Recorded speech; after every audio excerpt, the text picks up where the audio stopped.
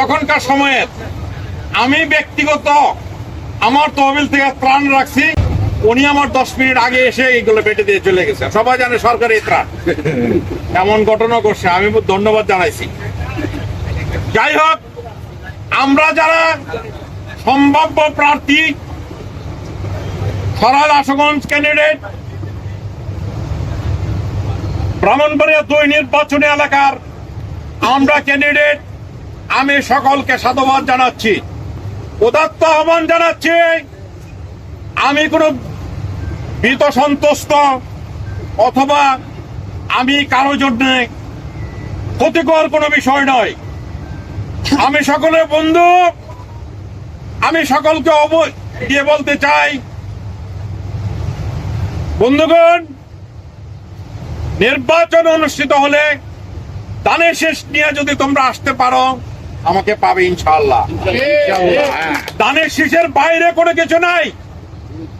আপনারা অনেকে প্রস্তাব করেছেন দানের শীষের বাইরে যদি কোনো প্রার্থী আসে আমাদের কি করণীয়, আমি বলতে পারবো না। ভাইয়েরা, আপনারা জানেন, এলাকাবাসী জানে, আমি তো দানের শীষ নিয়ে কথা বলতে হবে। তবে এইবার একটা বিষয় আছে, সরকার আইন করেছেন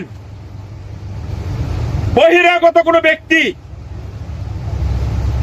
আপনার এখানে যদি আসে, আপনার দল যদি করোনা করে, তবে তার দলের প্রতীক নিয়ে আসতে হবে। দানের শীষ আর পাবেন না। আপনারা যারা দানের শীষ পরিবারের লোক, তারাই শুধু প্রার্থী হলে দানের শীষ পাবেন, অন্য কেউ না।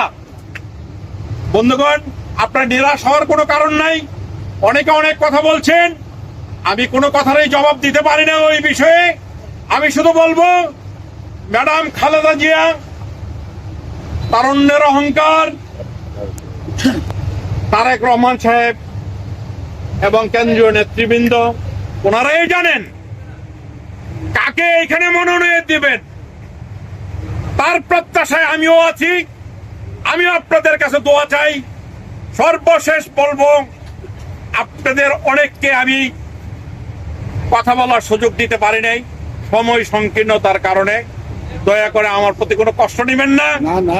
আপনারা অনেক দূর দূরান্ত থেকে আসছেন, আমি খুব খুশি হয়েছি, আপনাদের প্রতি মোবারকবাদ জানাচ্ছি, কিন্তু কৃতজ্ঞতা প্রকাশ করছি সকলের প্রতি। আমি কেন্দ্রের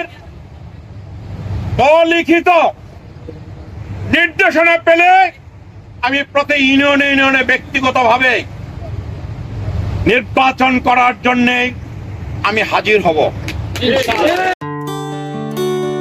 এএসপি নিউজের সাথে থাকার জন্য ধন্যবাদ। সাবস্ক্রাইব করে সাথে থাকুন।